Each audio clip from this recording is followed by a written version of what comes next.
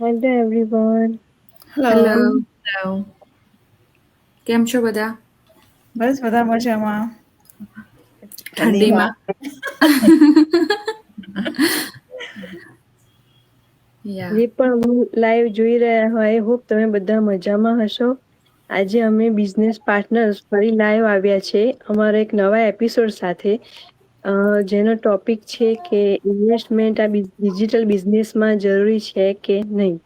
Generally જ્યારે પણ કોઈ બિઝનેસ માટે ડિટેલ પૂછતું હોય છે ત્યાં એ લોકો એમ કહે છે કે ઇન્વેસ્ટમેન્ટ આ બિઝનેસમાં હોય છે કે નહીં.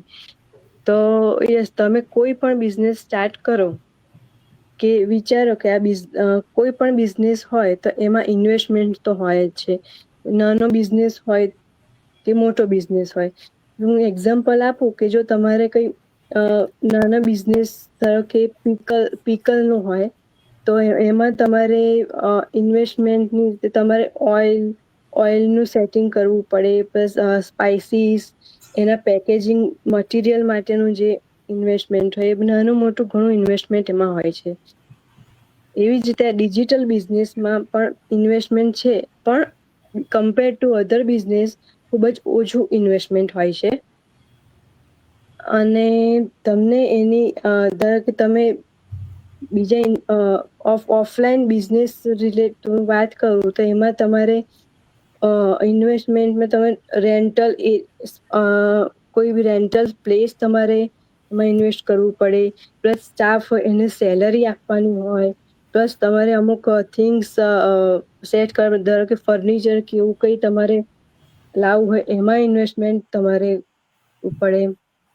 એ બધું હોય છે. જ્યારે ડિજિટલ બિઝનેસમાં તમે જે ઇન્વેસ્ટમેન્ટ કરો એની બદલીમાં તમને ઓટોમેટેડ સિસ્ટમ હોય છે જે તમારી બદલીમાં કામ કરે છે અને તમારે ફક્ત 10% જ આમાં વર્ક કરવાનું હોય છે. પ્લસ તમને મેન્ટરશીપ પ્રોવાઈડ કરે છે.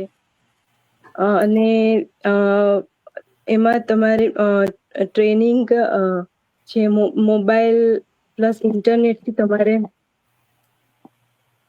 ખાલી હોય તો તમે ઇઝીલી બિઝનેસ રન કરી શકો છો.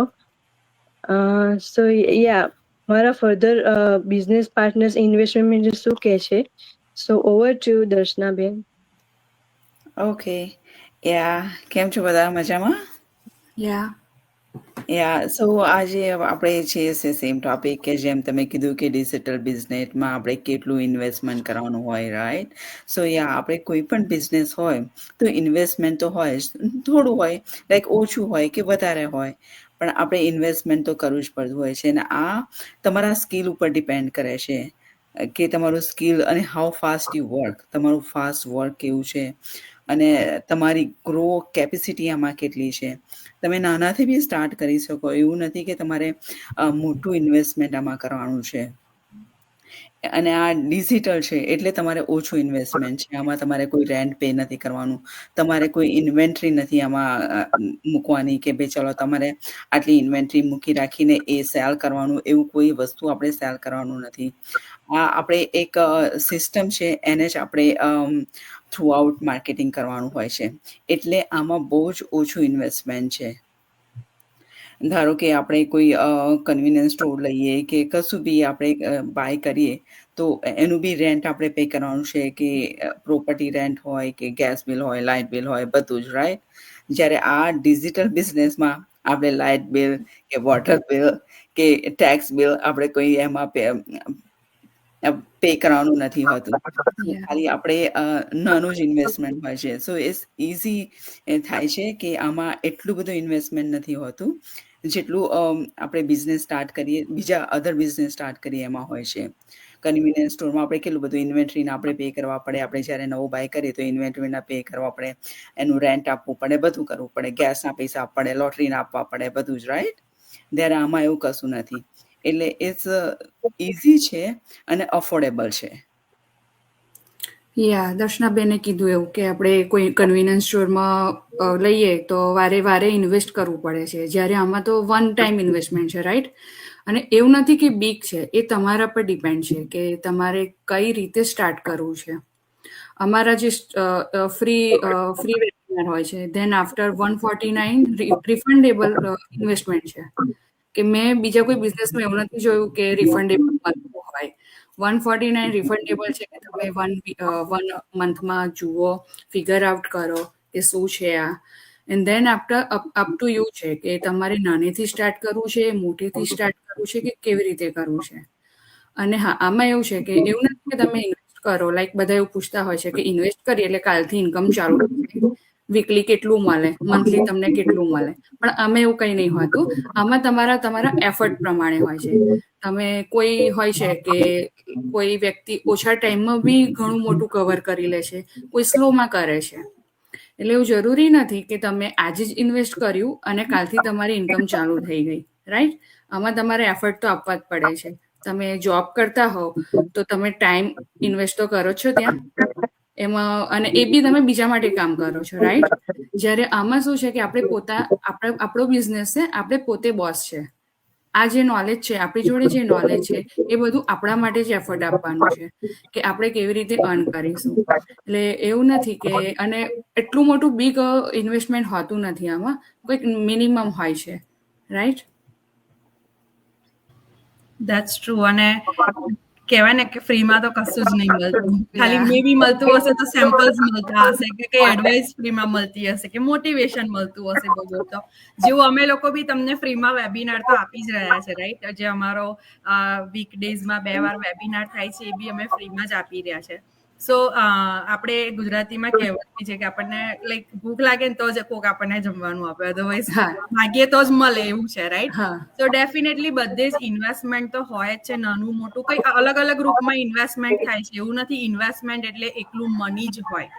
તમે ઘણી બધી ડિફરન્ટ વેમાં તમે ઇન્વેસ્ટ કરી રહ્યા છો, રાઈટ? અમે એક જે સ્ટે એટ હોમ મોમ છે, અમે લોકો અમારો ટાઈમ ઇન્વેસ્ટ કરી રહ્યા છે ફેમિલીને ગ્રો કરવામાં, કિડ્સને ટાઈમ આપવામાં, ફેમિલીનું સારું ફ્યુચર જનરેટ કરવામાં. જે વર્કિંગ કરે છે એ લોકો બી ઇન્વેસ્ટ કરી રહ્યા છે એમનો ટાઈમ, બહાર જઈને કોઈના બિઝનેસને એ લોકો ટાઈમ આપી રહ્યા છે ગ્રો કરવા માટે, પોતાને નોલેજને ગ્રો કરવામાં ઇન્વેસ્ટ કરી રહ્યા છે. સ્ટડી કરી રહ્યા છો તો તમે સ્ટડી કરવામાં બી તમારો ટાઈમ ઇન્વેસ્ટ કરી રહ્યા છો. સો નાનું મોટું ઇન્વેસ્ટમેન્ટ બધામાં રહે છે, કશું જ ફ્રીમાં નથી આવતું. અને એવી જ રીતે આ બિઝનેસમાં પણ ઇન્વેસ્ટમેન્ટ ડેફિનેટલી છે. તમારો ટાઈમ તમારે ઇન્વેસ્ટ કરવાનો છે, બીકોઝ તમે કંઈક નવું ચાલુ કરવા જઈ રહ્યા છો, રાઈટ? તો તમારે ડેફિનેટલી તમારો ટાઈમ બિગિનિંગમાં તમારે આપવો જરૂરી છે. સો તમે ત્યાં એક ઇન્વેસ્ટમેન્ટ કરી રહ્યા છો, તમારા નોલેજનું ઇન્વેસ્ટમેન્ટ કરી રહ્યા છો, જે બી તમને ખબર છે, જે સ્કિલ્સ તમે શીખી રહ્યા છો, એના પાછળ તમે જે બી ટાઈમ આપી રહ્યા છો, જે બી લર્નિંગ સેશન છે તમારું, તમે માર્કેટિંગનું જે બી કરી રહ્યા છો સોશિયલ મીડિયા પ્લેટફોર્મ્સ પર, તમારું જે કામ કરી રહ્યા છો એમાં બી તમે ઇન્વેસ્ટ કરી રહ્યા છો, રાઈટ? સો ડેફિનેટલી બિઝનેસમાં તમારે ઇન્વેસ્ટમેન્ટ જરૂરી છે. અને બિઝનેસ 100% લેજિટ છે અને ટેક્સેબલ છે. સો બધાને ખબર જ હોય કે લીગલ બિઝનેસ કરવો હોય તો you need business licence business run કરવા માટે. તમે કોઈ બી કન્ટ્રીમાંથી આવો, તમારે લીગલ બિઝનેસ રન કરવા લાયસન્સની જરૂર પડે. સેમ આ બિઝનેસમાં બી તમે જે બી લાઈક મની વાઇઝ તમે જે કરી રહ્યા છો ઇન્વેસ્ટમેન્ટ, એ ઓનલી તમે લાયસન્સ લેવા કરી રહ્યા છો. અને જેવું મુક્તિ કહ્યું રીતના ઓનલી વન ટાઈમ લાયસન્સ તમારે ઇન્વેસ્ટ કરવાનું હોય છે ને, એ લાઈફ લોંગ ચાલે છે તમારા માટે. સો એવું બી નથી કે તમારે ટન્સ ઓફ મની નાખી દેવા પડશે, જેવા લાઈક બીજા બધા બિઝનેસ તમારે ઘણા બધા ઇન્વેસ્ટમેન્ટ મોટા જોઈતા હોય છે, અને એવું આ બિઝનેસમાં સહેજ પણ નથી.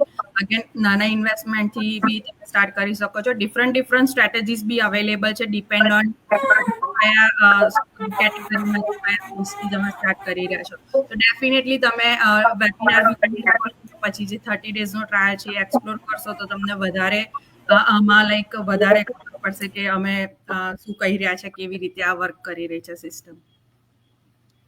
હું ફર્ધર એક્ઝામ્પલ આપું તો બીજા જે બિઝનેસ હોય એમાં તમારું ઇન્વેસ્ટમેન્ટ તો વધારે હોય જ, પ્લસ તમારું ટાઈમ અને એનર્જી પણ તમારો ખૂબ જ યુઝ થતી હોય છે, રાઈટ? અને જ્યારે ડિજિટલ બિઝનેસમાં તમારું એનર્જી તો બિલકુલ નહીં, આપણે એફર્ટ્સ આપવાના હોય છે, પણ એઝ કમ્પેર ટુ બીજા બિઝનેસ કરતાં ખૂબ જ ઓછું. અને ટાઈમ અને કન્સિસ્ટન્સી મેઇન ઇમ્પોર્ટન્ટ છે આ ડિજિટલ બિઝનેસમાં, કે જેના થ્રુ તમે ગ્રેટ ઇન્કમ જનરેટ કરી શકો છો. સો આઈ હોપ તમને આ ઇન્વેસ્ટમેન્ટ ને ડિટેલ તમને રિલેટેડ તમને કોઈ બી ક્વેશ્ચન માઇન્ડમાં હોય, તમારો ડાઉટ ક્લિયર થયો હશે, અને જો ના થયો હોય તો અમારા બિઝનેસ કોઈ પણ બિઝનેસ પાર્ટનર તમે રીચ આઉટ થજો, અને તમારો કોઈ પણ ડાઉટ હોય તો એમને આસ્ક કરજો, જેથી તમને એક ક્લેરિટી મળે કે તમારે કોઈ પણ ડાઉટ હોય ને તમને ક્લેરિટી તમે મળી શકે. સો આઈ હોપ તમારું તમને આ ક્લિયર થયું હશે આ ઇન્વેસ્ટમેન્ટ રિલેટેડ. તો thank you for watching. Thank you everyone. Thank you. Thank you. Thank you.